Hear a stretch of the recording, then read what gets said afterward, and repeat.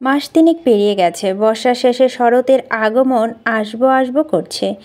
এতদিনে বৃষ্টি ভেজা প্রকৃতি ধীরে ধীরে স্নিগ্ধ কাশফুলের নরম চাদরে নিজেকে মুড়িয়ে নিচ্ছে।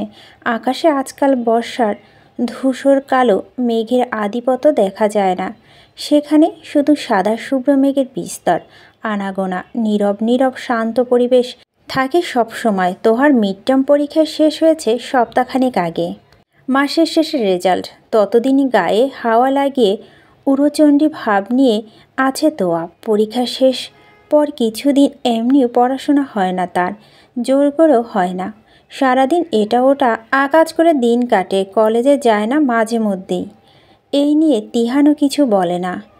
কয়েকদিনই পড়াশোনা নিয়ে বেশ চাপের মধ্যে ছিল তোহা। পড়াশোনা কোন রকম গাফিলতি করেনি, তাই তিহান তেমন একটা বকে না এখন। তুর্য রুমে বিছানা পা তুলে বসে আছে তোহা। বৃহস্পতিবার হওয়ায় আগামী দুদিন ভার্সিটি বন্ধ তুর্যর। পড়াশোনা থেকে একটুখানি বিরতি, সেজন্যই বোনকে এখন রুম থেকে বের করেনি সে। বোনের পাশে বিছানা হেলান দিয়ে বসে আছে। সেরকম প্রকাশ না করলে পারলে বোনকে প্রচণ্ড রকম স্নেহ করে সে। তোহার হাতে একটা উপন্যাসের বই, চোখের গভীর দৃষ্টি, সাদা পাতার কালো কালি কাব্যিক অক্ষরগুলো। বলা বাহুল্য বইটা তুর্যর সেলফ থেকেই নিয়েছে সে। তুর্য নিজের বুক সেলফে কাউকে হাত না দিতে দিলেও তোয়াকে বারণ করে না কখনো। এই সবগুলো বই তার নিজের টাকায় কেনা। বেশ শখের। পৃষ্ঠাগুলো আস্তে উল্টা ছিঁড়ে ফেলবি তো। ক্রমাগত ল্যাপটপে কিবোর্ডে হাতের আঙুলগুলো চালাতে চালাতে বলল তুর্য। তোহা মুখ তুলে না তাকিয়ে নির্বাক কণ্ঠে বলো, আমি আস্তে উল্টাচ্ছি ভাইয়া, ছিঁড়বে না। ভাই ছুক ছুক স্বভাব সম্পর্কে অবগত আছে সে। নিজের প্রিয় জিনিসগুলোর প্রতি অত্যাধিক যত্নশীল তুর্য। একটু 19-20 হলে আফসোস করতে করতে গলা শুকিয়ে ফেলে।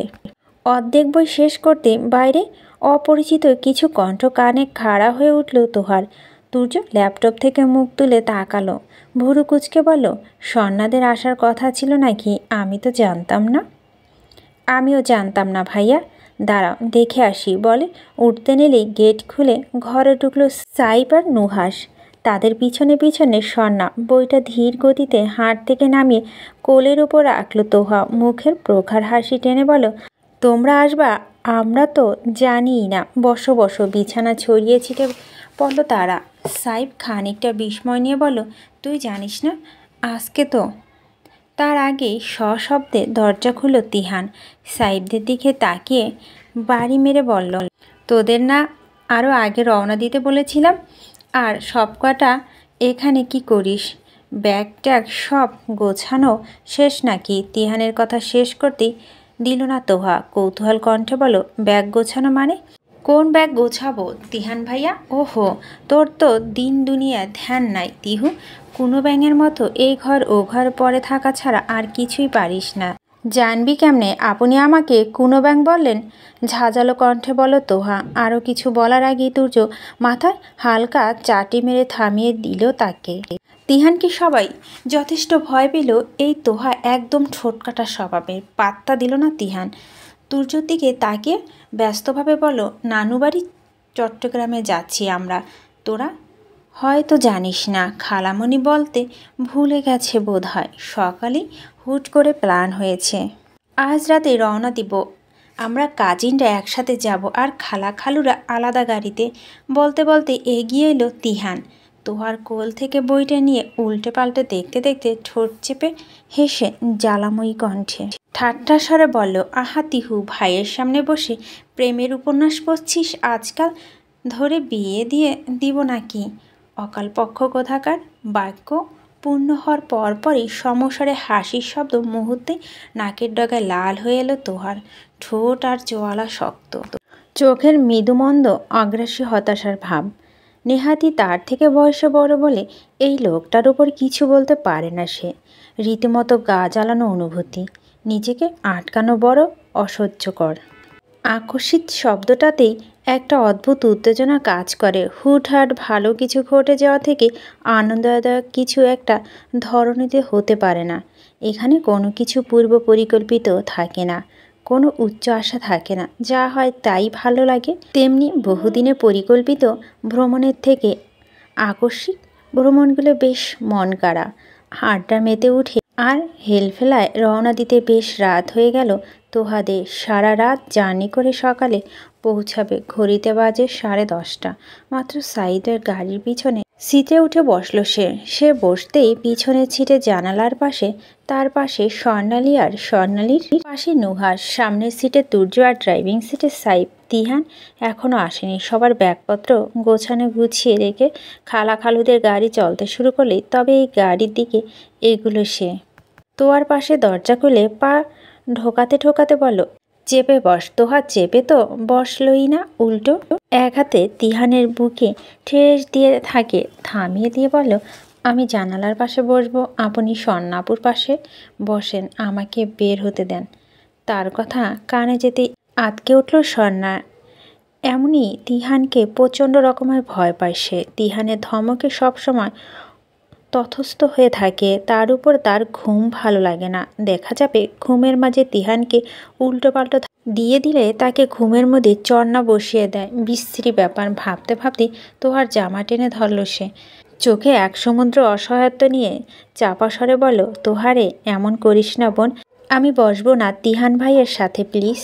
তিহান ততক্ষণে বেরিয়ে গেছে। তোহাদের বের হওয়ার জায়গা করে দিয়ে পাশে দাঁড়িয়েছে। স্বর্ণালীকে চোখে মুখে ভীত ভাবটা দেখে আর না থাকতে পারল না। তোহা মাথা বাড়িয়ে তিহানের উদ্দেশ্য করে বলল, আচ্ছা থাক, আসেন ভিতরে। বিরক্তকর শ্বাস ছাড়ল তিহান। ধূপ করে ঢুকেই তোহার গা ঘেঁষে বসে পড়ল। আজইরা খোশ গল্প চলো বেশ কিছুক্ষণ। তবে রাতে ঘনিয়ে আসতেই একে একে প্রায় সবাই ঘুম ঘুম ভাব ধরে গেল। এতক্ষণে হই হুল্লা করে পরিবেশটা হঠাৎই নিভে আসলো। নীরবতা আচ্ছন্নতানে ছেয়ে গেল আবছা পরিবেশ। জানালা খোলা, আর চোখে পাশে তাকলো তিহান। চাঁদের উজ্জ্বল আলো মেয়েটার রূপের বর্ণনা অত্যধিক বৃদ্ধি পেল। লাইট পরে লাইট বলে গেলে তার বর্ণনা করা অতি দুষ্কর। হাসল তিহান। তোহা পিট পিট করে তাকাচ্ছে, চোখ ডলছে, আবার ছিটে মাথায় এলিয়ে ঘুমানোর চেষ্টা করছে। তিহানের হাতে মোবাইল। দৃষ্টি যদিও সেদিকে নেই, তবুও মনে হবে সে ফোন চালাচ্ছে। খানিক বাদে উসখুস করে গভীর দৃষ্টি আশেপাশে তাকালো তোহার। স্বর্ণালী নুসরাতের দিকে হেলে পরে মুখ কিঞ্চিত হাওয়া করে ঘুমাচ্ছে। বনের ধাকায় নুহাসের মাথাটা আঁচকে আছে জানালার কাছের সাথে। তুর্য ঘুম। শুধু সাইব গাড়ি চালাচ্ছে। তবে তার দৃষ্টি আর মনোযোগ সামনের দিকে। বড় করে একটা হাই তুলল তোহা। তিহান আরও একটু কাছে চেপে নিবু নিবু কণ্ঠে বলো, হাত সরান, ঘুম পাচ্ছে। তাকানো তিহান। তবে ততক্ষণাৎ ফোনের স্ক্রিনের লাইট বন্ধ করে এক হাতে তোহার মাথা পিছন দিক দিয়ে মেলে দিয়ে ছোট্ট করে বলো, আসো, এক মুহূর্তে দেরি করলো না তোহা। এক হাতে তিহানে জড়িয়ে ধরে বিড়াল ছানার মতো গুটি গুটি হয়ে তিহানের বুকে মাথা এলিয়ে দিল। মুচকি হাসল তিহান। দৃষ্টি একবার আকাশের চারটার দিকে নিয়ে যেয়ে মুখ ফেরালো সে। তবে বুকের ঘুমানো চারটার দিকে তাকিয়ে তার চোখ ফেরাতে পারল না, আটকে রইল সেখানেই। আবারও হাসল তিহান প্রেমিকার ঘুমন্ত মুখশ্রী দেখে। আর প্রেমিকের ঠোঁটে হাসি থামে না, একদম না। আলতো করে তোহার চুলে হাত গলিয়ে দিল সে। এতপর তার ঘুমন্ত মুখের দিকে তাকিয়ে বিড়বিড় করে বলল, শোনো হৃদয় হরণী, তোমার এই আদো আদো আবদারগুলো আমি না হয় আরও একটু ধ্বংস হই। যে হৃদয়ের প্রেমের বাসনা আরও খানিকটা উস্ত্রে পড়ুক। দিন শেষে আমার বুকে তোমার শান্তির ঘুম দেখে আমার অশান্ত প্রেমিক মনটা একটু হলেও শান্ত হোক। তুমি সব সময় এমন থেকো আমার অপ্রকাশিত প্রেমিকা হয়ে। দিনের একটু একটু আলো ফুটছে বোধ হয়। আদো ঘুম আদো জাগরণে কেটে সারা রাত। তবে ভোরের দিকে একটু চোখ লেগেছিল তিহানের, তবে ভেঙে গেল ঘণ্টাখানেক বাদে। আকাশে তখন সূর্য উঁকি দিচ্ছে মাত্র।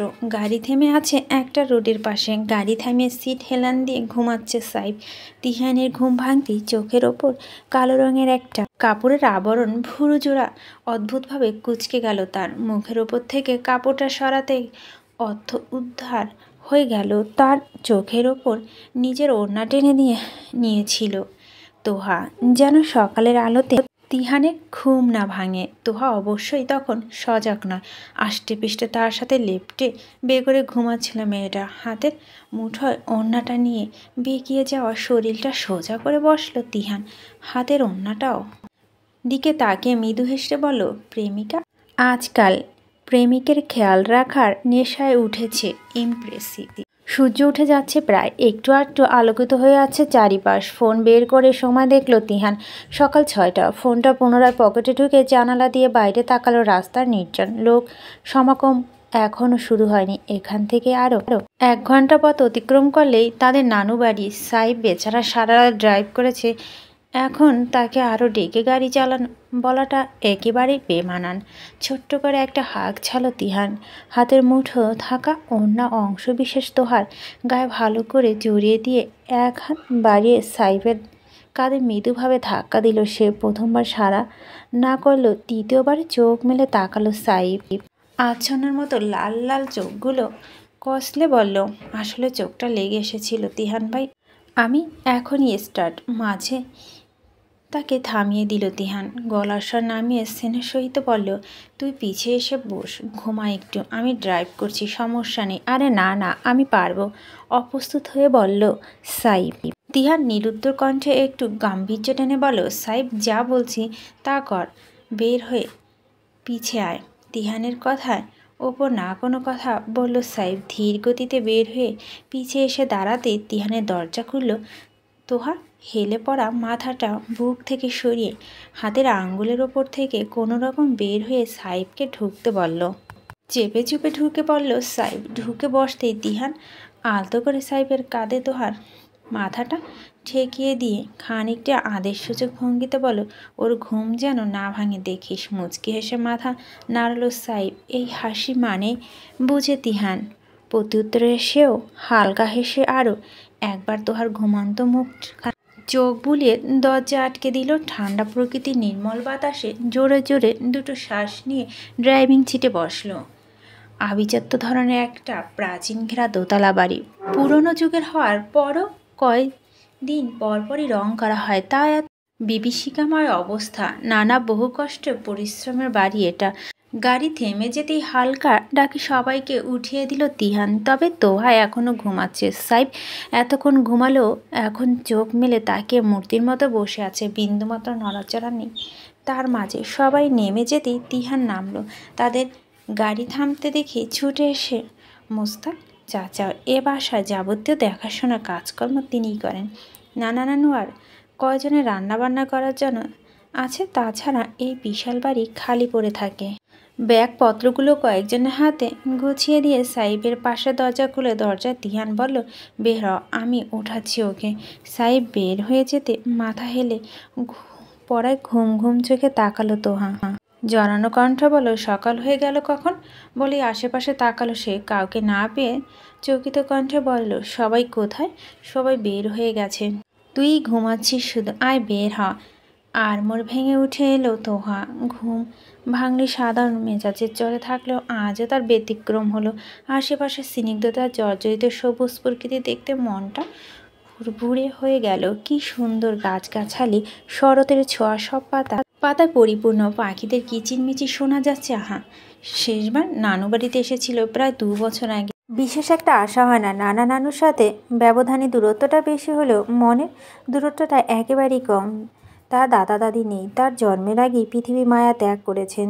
শুধু তিহান ছাড়া আর কাউকেই তাদের স্নেহ সান্নিধ্য পায়নি। বাড়িতে ঢুকতেই গোসল সেরে নিয়েছে সবাই। খালা খালুরা সবাই তাদের আগে পৌঁছে গিয়েছিল। দোতলায় এক লাইনে সারি বেঁধে অনেকগুলো ঘর, সামনে লম্বা বারান্দার মতন, সেখানে দাঁড়ানো। নিচে পুরো হলরুম দেখা যায়। বারান্দার সাইডে জায়গাটা গোলগার প্রসারিত, ওখান থেকেই পুরো উঠান, বাগান, একপাশে পুকুর সব দৃশ্যমান। কোনার দিকে বড় ঘরটা তাদের নানা নানু থাকেন, বাকিগুলো তাদের আসতে শুনে পরিষ্কার করে রাখা হয়েছে। তিহান আর তুর্য এক রুমে, তাদের পাশের রুমে স্বর্ণালী আর তোহা, আর তারপরেরটাই সাইব আর নুহাস। গোসল শেষে একটা হালকা সবুজ রঙের 3 পিস পরে বেরিয়ে তোহা ভেজা চুলগুলো ঝেড়ে নিয়ে ফ্যানের নিচে বসে আরাম করে চুলে বাকিগুলো শুকাচ্ছে। স্বর্ণালী আগেই শেষ গোসল। 2বার লোক এসে ডেকে গেছে তাদের নিচে যাওয়ার জন্য।